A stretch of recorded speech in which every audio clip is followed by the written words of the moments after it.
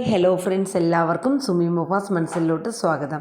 അപ്പോൾ കഴിഞ്ഞ ദിവസം എനിക്ക് വീഡിയോ പറയാൻ പറ്റിയില്ലായിരുന്നു. എൻ്റെ ഉച്ചയൊക്കെ അടഞ്ഞിട്ട് ഭയങ്കര ബുദ്ധിമുട്ടും കാര്യങ്ങളൊക്കെ ആയിരുന്നു കേട്ടോ ഗൈസ്.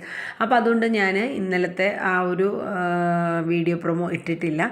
അപ്പോൾ നമ്മളെല്ലാവരും കണ്ടായിരുന്നല്ലേ, നമ്മുടെ രാജീവ് നമ്മുടെ സുധീഷിനെ വെല്ലുവിളിച്ചുകൊണ്ട് പല പദ്ധതികളൊക്കെ ആസൂത്രണം ചെയ്യുകയാണ്. അങ്ങനെ ആ പദ്ധതിയുടെ ആസൂത്രണം, ആ പദ്ധതി അനുസരിച്ചിട്ട് രാജീവ് പതുക്കെ നമ്മുടെ നിധിയുടെ, അതായത് സുധീഷിൻ്റെ വീടും കാര്യങ്ങളൊക്കെ തിരക്കി പിടിച്ച് വന്നു. അവസാനം സുഭാഷിൻ്റെ മുമ്പിൽ വന്ന് ചാടി സുഭാഷ് കൊണ്ടുവരികയാണ്. നിധിക്ക് ഭയങ്കര സർപ്രൈസായി പോവാണ്. അങ്ങനെ വീട്ടിൽ വന്നു, അങ്ങനെ എല്ലാവരുമായിട്ടൊക്കെ സംസാരിച്ചു. അപ്പം നമ്മുടെ ഹരീഷും സുധീഷും ഇതുവരെ എത്തിയിട്ടില്ല. ബാക്കി അവർ അച്ഛൻ ഫുഡൊക്കെ കഴിച്ചിട്ടേ പോവുള്ളൂ എന്ന് പറഞ്ഞ അനുസരിച്ചിട്ട് രാജീവിന് വേണ്ടുന്ന കറികളും കാര്യങ്ങളൊക്കെ സുഭാഷും അവരെല്ലാവരും കൂടെ ചേർന്നിട്ട് തയ്യാറാക്കുകയാണ്. അങ്ങനെ നമ്മുടെ പ്രൊമോ കേൾക്കുന്നതിനോടൊപ്പം തന്നെ നിങ്ങളെല്ലാവരും നമ്മുടെ വീഡിയോസൊക്കെ ഒന്ന് ലൈക്ക് അടിക്കാനും ഹൈപ്പ് ചെയ്യാനും മറക്കരുത് കേട്ടോ. അങ്ങനെ രാജീവും ഭാസ്കരനും കൂടെ സംസാരിക്കുകയാണ് കേട്ടോ. അപ്പോൾ നാളത്തെ എപ്പിസോഡിൽ വരുന്ന സീൻ തുടക്കത്തിൽ അതാണ്, നമ്മുടെ ഭാസ്കരനും രാജീവും കൂടെ സംസാരിച്ചുകൊണ്ടിരിക്കുന്നു. അപ്പോൾ അവർ പല കാര്യങ്ങൾ എന്ത് ചെയ്യണമെന്നൊക്കെ അങ്ങോട്ടും ഇങ്ങോട്ടും ചോദിക്കണം. അപ്പോൾ രാജീവ് ബിസിനസ്സാണെന്ന് പറയുന്നു. രാജീവ് ചോദിക്കുമ്പോൾ ഭാസ്കരൻ എനിക്ക് ബിസിനസ്സൊക്കെ ആയിരുന്നു, 2-3 ലോറിയൊക്കെ ഉണ്ടായിരുന്നു. അപ്പോൾ വൈഫ് എവിടെയെന്ന് രാജീവ് ചോദിച്ചപ്പോൾ വൈഫ് മരിച്ചുപോയി, മരണം കൊലപാതകമാണെന്ന് പറഞ്ഞ് എന്നെ കുറച്ച് നാൾ ജയിലിലൊക്കെ ഇട്ടു. ഒരു കൂളായിട്ടാണ് നമ്മുടെ ഭാസ്കരൻ പറയണത്. അപ്പോൾ അത് കേട്ടപ്പോൾ രാജീവ് ഒരു അന്താളിപ്പോട് കൂടി ഭാസ്കരനെ നോക്കുകയാണ് കേട്ടോ. അങ്ങനെ മരിച്ചു. അന്നേരം ഒരു ലോറി കൊടുത്തു, പിന്നെ 2 ലോറി ഓരോന്നോരോന്നായിട്ട് ചില സാഹചര്യങ്ങൾ കൊണ്ട് വിൽക്കേണ്ടതായിട്ടൊക്കെ വന്നു എന്നിങ്ങനെ ഭാസ്കരൻ പറഞ്ഞു. ഇതൊക്കെ കേട്ടിട്ട് രാജീവിനാകെ ഒരു അന്താളിപ്പായി. ഈ ഫാമിലിയെക്കുറിച്ചൊക്കെ നമ്മുടെ അരുൺ പറഞ്ഞിട്ടുണ്ടായിരുന്നല്ലോ, ആ ഒരു അറിവൊക്കെ രാജീവിനും ഉണ്ടായിരുന്നു. അങ്ങനെ അവർ സംസാരിച്ചുകൊണ്ടിരുന്നപ്പോൾ നമ്മുടെ സുഭാഷ് പതുക്കെ വരണമെന്ന് വെച്ചാൽ അച്ഛനുമായിട്ട് അധികം സംസാരിച്ച് കഴിഞ്ഞാൽ വേറെ പണിയുണ്ട്. കാര്യം എന്ന് വെച്ചാൽ നാട്ട കേസാവും. കാര്യം എന്ന് വെച്ചാൽ ഇല്ലാത്തതൊക്കെ ഇങ്ങനെ വീട്ടിനെ മോശപ്പെടുത്തിയല്ലാണ്ട് നല്ലതൊന്നും പറഞ്ഞു കൊടുക്കൂല അച്ഛൻ. അപ്പോൾ സുഭാഷ് ഇടയ്ക്കിടയ്ക്ക് സാറേ അകത്തോട്ട് പോയി, ഇവിടെ കൊതുണ്ട് എന്നൊക്കെ ഞങ്ങളെ എന്നിങ്ങനെ പറയുന്നുണ്ട്. അപ്പോൾ പറഞ്ഞ് അത് സാരമില്ല, കുഴപ്പമില്ലെന്ന് പറഞ്ഞു. അപ്പോൾ നമ്മുടെ ഭാസ്കരൻ പറയാം, പിന്നെ അകത്ത് കൊതു കൂട് വെച്ചിരിക്കുകയാണ്, പിന്നെയാണ് അകത്തോട്ട് വിളിച്ചിരുത്തുന്നത്, നീ ഒന്ന് പോടറക്കം ഇവിടെ ഇരുന്നിട്ട് എനിക്ക് എന്നെ ഇതുവരെ ഒരു കൊതുവും കടിച്ചില്ലല്ലോ എന്ന് ഭാസ്കരൻ പറയുന്നുണ്ട്. അപ്പോൾ നമ്മുടെ രാജീവ് അത് കേട്ട് നമ്മുടെ സുഭാഷിനെ മുഖത്ത് നോക്കിയിട്ട് ഒന്ന് ചിരിക്കാനായിട്ടോ, ഭാസ്കരൻ്റെ സംസാരമൊക്കെ കേട്ടിട്ട്.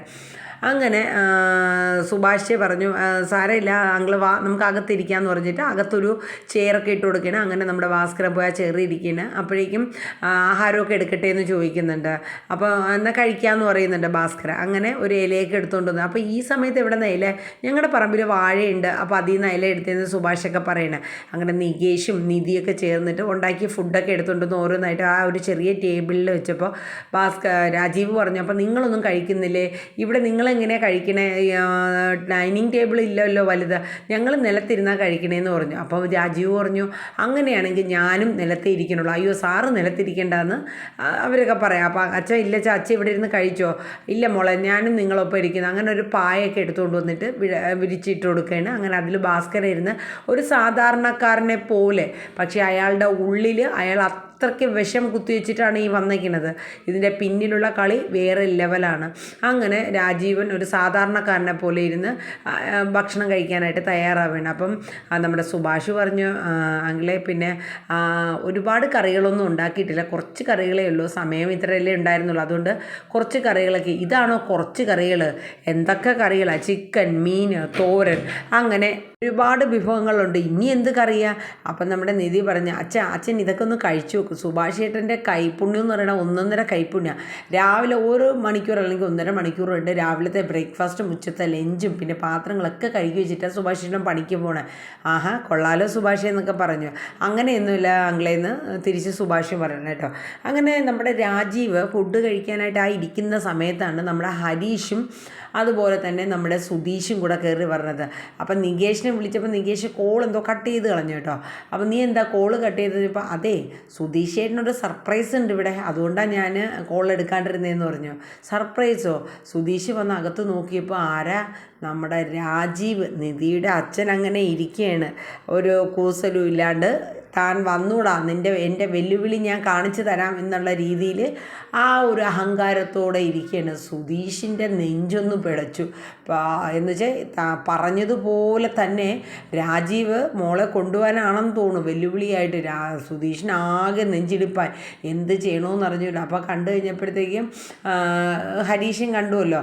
അപ്പോൾ സുധീഷും ഹരീഷും ഇങ്ങനെ അന്താളിച്ച് നിൽക്കണം. കാരണം ഹരീഷിൻ്റെ അടുത്ത് ഓൾറെഡി സുധീഷ് പറഞ്ഞിട്ടുണ്ടായിരുന്നു ഇയാളിങ്ങനെ വെല്ലുവിളിച്ചു എന്നുള്ള കാര്യം. ബാക്കി ആരുടെ പറഞ്ഞിട്ടില്ല, എല്ലാവർക്കും വിഷമാവുമെന്ന് കരുതിയിട്ട്. അങ്ങനെ നമ്മുടെ രാജീവ് ചോദിച്ചു, എന്താണ് എൻ്റെ മരുമകൻ എന്നെ കണ്ടിട്ട് അതിശയിക്കുന്നത്?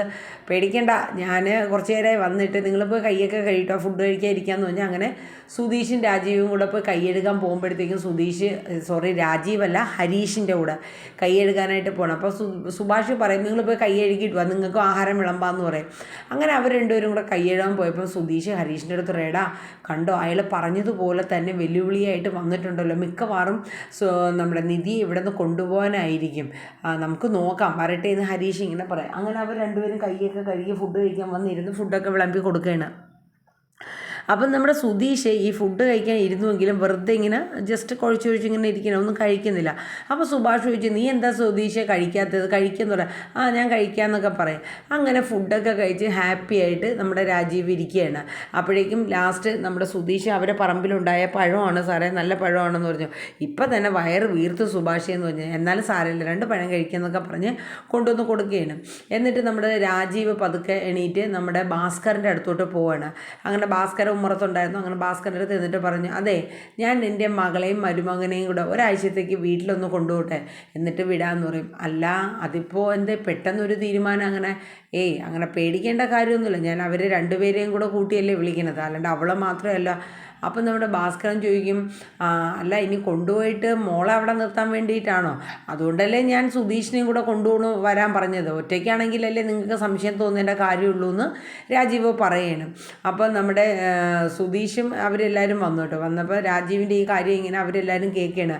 അപ്പോൾ സുധീഷ് പറഞ്ഞു, അത് ശരിയാവില്ല, നിധിക്ക് ഇൻ്റർവ്യൂവും കാര്യങ്ങളൊക്കെ ഉള്ളതാണ്. അപ്പം നിധിയും പതുക്കെ, നിധിക്ക് ഒരു ഞെട്ടലായിപ്പോയി. അച്ഛൻ വീട്ടിലോട്ട് ചെല്ലണമെന്ന് പറഞ്ഞപ്പോൾ ഇനിയിപ്പോൾ അതിൻ്റെ പിന്നിൽ എന്തെങ്കിലും ഉണ്ടാവുമോ, ഒരു ഭയപ്പാടുണ്ടാവുമല്ലോ. മോളെ നിൻ്റെ അമ്മ വിളിച്ചത് നീ കണ്ടില്ലേ, ഞാൻ ഇവിടെയാണെന്ന് പറഞ്ഞപ്പോൾ നിങ്ങൾ ആഹാരമൊക്കെ കഴിച്ചിരിക്കുക, എന്നിട്ട് നിന്നെ കാണണമെന്ന് അമ്മയ്ക്ക് ആഗ്രഹമുണ്ട്, അതുകൊണ്ട് നീയും കൂടെ വാ മോളെ, 2 പേരും വാ, ഒരുമിച്ച് ഒരു 3-4 ദിവസം നിന്നിട്ട് ഇങ്ങനെ പോരാന്ന് പറയുന്നുണ്ട്. എന്നാൽ പിന്നെ ഞാൻ അങ്ങോട്ട് ഇറങ്ങട്ടെ എന്ന് പറഞ്ഞ് രാജീവ് ഇറങ്ങാനായിട്ട് നിൽക്കുകയാണ്.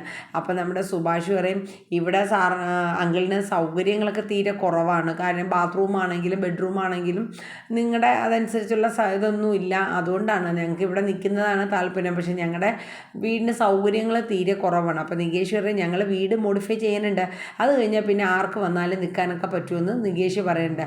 അതെ, വീട്ടിലൊക്കെ എന്ത് കാര്യം ഇരിക്കണം, ഒരു ബാത്റൂം, ഒരു 5 മിനിറ്റ് ബാത്റൂമിൽ പോകണം, ആവശ്യം കഴിഞ്ഞാൽ തിരിച്ചു വരിക, ഒന്ന് കിടന്നുറങ്ങണം, ഇച്ചിരി സമയമല്ലേ ഉള്ളൂ, എനിക്കങ്ങനെ വീടൊന്നും പ്രശ്നമില്ല, പിന്നെ ഹോട്ടലിൽ പോയി എടുക്കാം എന്നുള്ളതേ ഉള്ളൂ.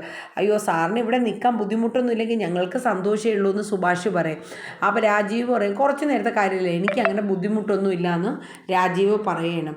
ഇത് കേട്ടപ്പോൾ നിധിക്ക് ആകെ ഒരു ഇതാവുകയാണ്. എന്ന് വെച്ചാൽ അച്ഛൻ അങ്ങനെ ഒരിക്കലും അങ്ങനെ ഇത്രയും ഒരു ഇതിൽ നിൽക്കും എന്നുള്ളത് നമ്മുടെ നിധിയും കരുതിയില്ലല്ലോ. അങ്ങനെ അവരാകെ അന്താളിച്ച് നിൽക്കണം. പക്ഷേ സുധീഷിന് ടെൻഷൻ. അപ്പോൾ എന്നിട്ട് ഹരീഷിനെ വിളിച്ചുകൊണ്ട് പോയിട്ട് പറയടാ, ഇയാൾക്ക് നല്ലൊരു പണിയായിട്ട് എന്നടാ വന്നേക്കണത്, മിക്കവാറും നിധീനെ എവിടെ നിന്ന് കൊണ്ടുപോകാനുള്ള, അതിന് നിധി ഏട്ടത്തി മാത്രമല്ലല്ലോ പോണത്, സുധീഷും കൂടെ നിങ്ങളും പോവല്ലേ എന്ന് ഹരീഷ് പറയും. അപ്പോൾ പറയടാ, ഇതിൻ്റെ പിന്നിൽ 8ൻ്റെ പണി ഉണ്ടാവും എന്നുള്ള കാര്യം ഉറപ്പാണെന്ന് പറയാം. ഇനിയിപ്പോൾ എന്താ ചെയ്യണമെന്ന് സുധീഷിനാണെങ്കിൽ ആകെ ടെൻഷനാവുകയാണ്. കാരണം എന്ന് വെച്ചാൽ രാജീവ് പറഞ്ഞൊക്കെയാണ് 7 ദിവസത്തിനുള്ളിൽ ഞാൻ എൻ്റെ മോളെ എൻ്റെ വീട്ടിൽ കൊണ്ടുപോയിരിക്കും എന്നുള്ളത്. പക്ഷേ താൻ കൂടെ പോയിരുന്നാലും അതിലൊന്നും വലിയ കാര്യമില്ല. കാര്യം എന്ന് വെച്ചാൽ എന്തെങ്കിലുമൊക്കെ ട്രാപ്പ് ചെയ്ത് അവളെ അവിടെ പിടിച്ച് നിർത്തും എന്നുള്ള ഒരു ഭയപ്പാടാണ്. അപ്പം നമ്മുടെ സുഭാഷിനും നികേഷിനൊക്കെ ഒരു സങ്കടമുണ്ട്. കാരണം നിധി ഒരാഴ്ചക്കാണെങ്കിലും പോകും എന്നുള്ളത് ഓർത്തപ്പോൾ ആകെ എല്ലാവർക്കും ഒരു വിഷമമുണ്ട്. അങ്ങനെ രാജീവിൻ്റെ പദ്ധതികളൊക്കെ നല്ല രീതിയിൽ രാജീവ് പ്രസൻറ്റ് ചെയ്തു. അപ്പം ഹരീഷ് സുധീഷിൻ്റെ അടുത്ത് പറയുന്നുണ്ട്, ഇതുവരെ അയാളുടെ പെരുമാറ്റത്തിൽ വലിയ സംശയങ്ങളൊന്നുമില്ല. പിന്നെ നിധിയേട്ടത്തിനെ മാത്രമല്ലല്ലോ സുധീഷെ വിളിച്ചിരിക്കണേ, സുധീഷിനെയും കൂടെ ചെല്ലാനായിട്ട്, രണ്ടുപേരെയും കൂടെ ചെല്ലാനല്ലേ പറഞ്ഞിരിക്കണേ. അതുകൊണ്ട് സംശയിക്കേണ്ട കാര്യങ്ങളൊന്നുമില്ല. പക്ഷേ സുധീഷിന് ഉറപ്പാണ് ഇയാൾ വന്നിരിക്കുന്നത് വെല്ലുവിളിയോടുകൂടെ തന്നെയാണ് വന്നിരിക്കുന്നത്. നിധിയെ ഇവിടെ നിന്ന് ട്രാപ്പിലാക്കി കൊണ്ടുപോവുക എന്ന ലക്ഷ്യം തന്നെയാണ് രാജീവിന് ഉദ്ദേശിച്ചിരിക്കുന്നത്.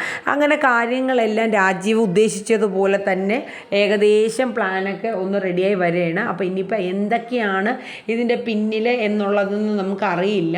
എന്തായാലും നമുക്ക് കാണാം നമ്മുടെ രാജീവിൻ്റെ ആ ഒരു പെർഫോമൻസും കാര്യങ്ങളൊക്കെ നടപ്പിലാവുമോ, അതിനെതിരെ സുധീഷ് പുതിയ പദ്ധതികൾ എന്തെങ്കിലും ആസൂത്രണം ചെയ്യുമോ, നിധിയെയും സുധീഷിനെയും വീട്ടിൽ നിന്ന് കൊണ്ടുപോകുമെന്നുള്ളതൊക്കെ നമുക്ക് വരും എപ്പിസോഡുകളിലൂടെ അറിയാം കേട്ടോ. അപ്പോൾ എന്തായാലും നമ്മുടെ വീഡിയോസൊക്കെ കേട്ട് ലൈക്കും ഹൈപ്പും മറന്നു പോകണ്ട. നിങ്ങളുടെ അഭിപ്രായങ്ങളൊക്കെ ഒന്ന് രേഖപ്പെടുത്തുക. എന്തായാലും നമ്മുടെ വീഡിയോസൊക്കെ ഒരു കൃത്യസമയം ഇല്ലാണ്ട് പോകുന്നുണ്ട്. എന്തായാലും ഒരു അറേഞ്ച്മെൻറ്റ് ഉടനെ തന്നെ ചെയ്യുന്നതാണ് ഗൈസ്. നമുക്ക് ചെറിയ ബുദ്ധിമുട്ടുകളൊക്കെ വരുമ്പോൾ സാഹചര്യങ്ങളാണ്, കോൾഡും ചുമയൊക്കെ ആയിരുന്നു. അപ്പോൾ എൻ്റെ ഉച്ച അടഞ്ഞിരിപ്പുണ്ട്.